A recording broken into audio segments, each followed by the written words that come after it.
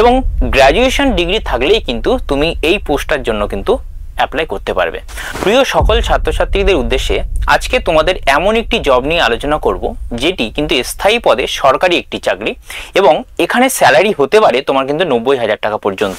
তো এর সাথে সাথে আমরা জানবো কি এটি কোন পোস্টের জন্য আমরা এইখানে আবেদন করতে পারবো, এর আবেদন ফি কত, আবেদন কবে থেকে শুরু হয়েছে এবং শেষ কবে, আর জানবো এর স্যালারি স্ট্রাকচার কত।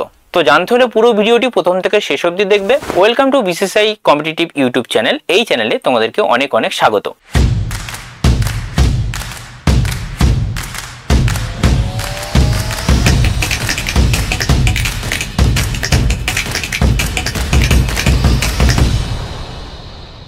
NICL AO রিক্রুটমেন্ট 2025, পরিচালনকারী সংস্থার নাম ন্যাশনাল ইন্স্যুরেন্স কোম্পানি লিমিটেড, যেটা NICL।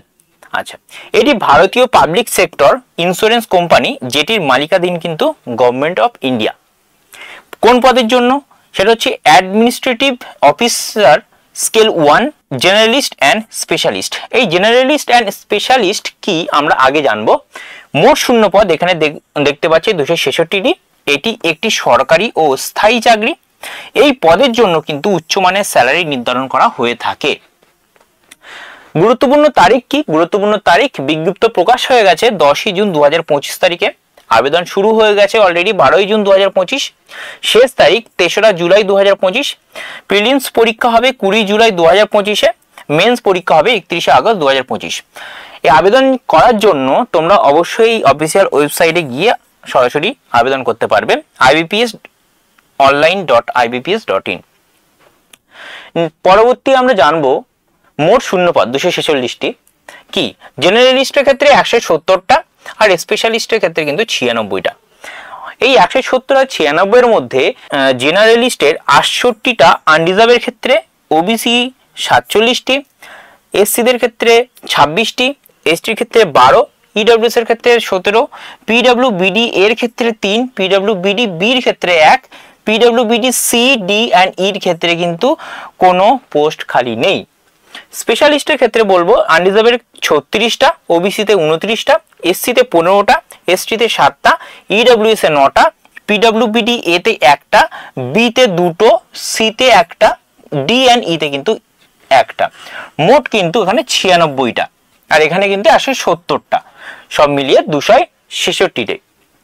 আচ্ছা, স্পেশালিস্টের মধ্যে যে ডিগ্রিগুলো থাকতে হবে সেগুলো হচ্ছে এমবিবিএস ডাক্তার ডিগ্রি, ল থাকতে হবে, ফাইন্যান্স, আচ্ছা ইনফরমেশন টেকনোলজি, অটোমোবাইল ইঞ্জিনিয়ারিং, অর্থাৎ এইগুলো থাকলেই কিন্তু তোমরা স্পেশালিস্টের মধ্যে কিন্তু পড়ে যাবে। নেক্সট জানবো কি এই জেনারেলিস্টের ক্ষেত্রে কি যোগ্যতা লাগবে। শিক্ষাগত যোগ্যতা যে কোনো বিষয়ে গ্র্যাজুয়েট বা পোস্ট গ্র্যাজুয়েট ডিগ্রি থাকতে হবে। আনরিজার্ভের ক্ষেত্রে কিন্তু 60% মার্কস, এসসি এসটি পিডব্লিউবিডির ক্ষেত্রে কিন্তু 55% মার্কস। বয়স 21 থেকে 30 বছর, এখানে বয়সের ছাড়। এসসি এসটিদের ক্ষেত্রে 5 বছর, ওবিসির ক্ষেত্রে 3 বছর ও পিডব্লিউবিডি ক্যান্ডিডেটের ক্ষেত্রে কিন্তু 10 বছরের ছাড় থাকবে অন্যান্য পরীক্ষার মতোই। এই পদে আবেদন করার জন্য প্রার্থীকে কিন্তু অবশ্যই ভারতীয় নাগরিক হতে হবে। আচ্ছা, স্পেশালিস্টের ক্ষেত্রে কি কি যোগ্যতা লাগছে। 60% মার্কস ইউআরদের ক্ষেত্রে লাগবে। এসসি এসটি পিডব্লিউবিডির ক্ষেত্রে 55% মার্কস। বয়স 21 থেকে 30 বছর, এখানেও বয়সের ছাড় সমান থাকবে। এই পদে আবেদন করার জন্য প্রার্থীকে অবশ্যই ভারতীয় নাগরিক হতে হবে। ডাক্তারের ক্ষেত্রে বলে রাখি কি থাকতে হবে। এমবিবিএস, এমডি, এমএস বা সমকক্ষ পিজি মেডিকেল ডিগ্রি যে কোনো স্বীকৃত বিশ্ববিদ্যালয় থেকেই কিন্তু হতে হবে। ন্যাশনাল মেডিকেল কমিশনস বা সংশ্লিষ্ট রাজ্য মেডিকেল কাউন্সিলের বৈধ রেজিস্ট্রেশন কিন্তু থাকতে হবে। লয়ের ক্ষেত্রে বলবো, লয়ের ক্ষেত্রে স্নাতক বা স্নাতকোত্তর আইন, এলএলবি বা এলএলএম থাকতে হবে। কমপক্ষে ইউআরদের ক্ষেত্রে এখানে 60% মার্কস, এসসি এসটি পিডব্লিউবিডির ক্ষেত্রে কিন্তু 55% মার্কস থাকতে হবে।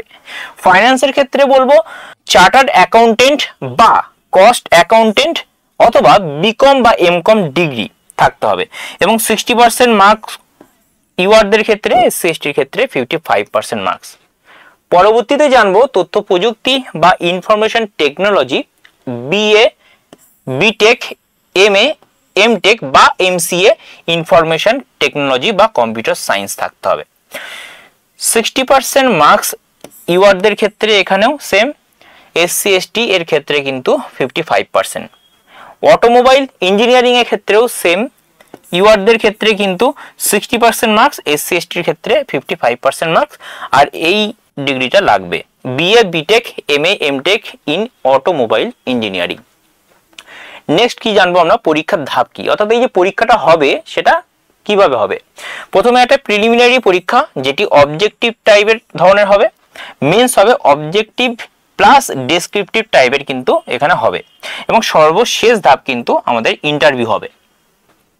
কি এর পরীক্ষার প্যাটার্ন, পরীক্ষার প্যাটার্ন আমরা দেখতে পাচ্ছি কি কি বিষয়গুলো আছে, English, reasoning ability, quantitative aptitude, number of question তোমার টোটাল 30টা থাকবে, এর জন্য 30 মার্কস, 20 মিনিটস টাইম, 35 হচ্ছে আমাদের রিজনিং এ থাকবে, 35 মার্কসও থাকছে এখানে, 20 মিনিটস টাইম থাকছে। কোয়ান্টিটিভ অ্যাপটিটিউড ম্যাথের ক্ষেত্রে 35 নাম্বার অফ কোশ্চেন্স থাকছে, মার্কসের ক্ষেত্রে কিন্তু 35 আর 20 মিনিট কিন্তু আমাদের টাইম থাকছে।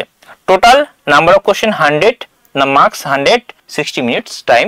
ওকে, নেক্সট আমরা জানবো আবেদন ফি কত।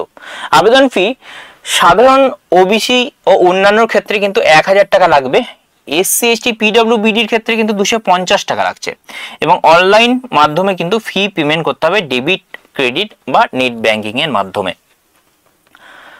বেতন ও কি কি সুবিধা থাকছে, এখানে বেসিক পে 50,925, এই স্কেলের মধ্যে তোমরা পাবে 50,925 থেকে 96,765 টাকার মধ্যে তোমরা স্যালারি পাবে।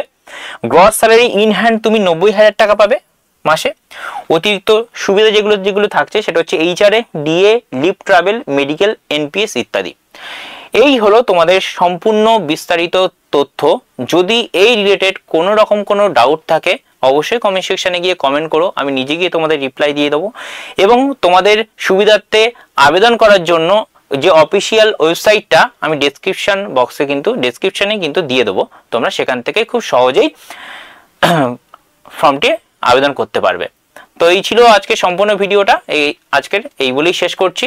Thank you.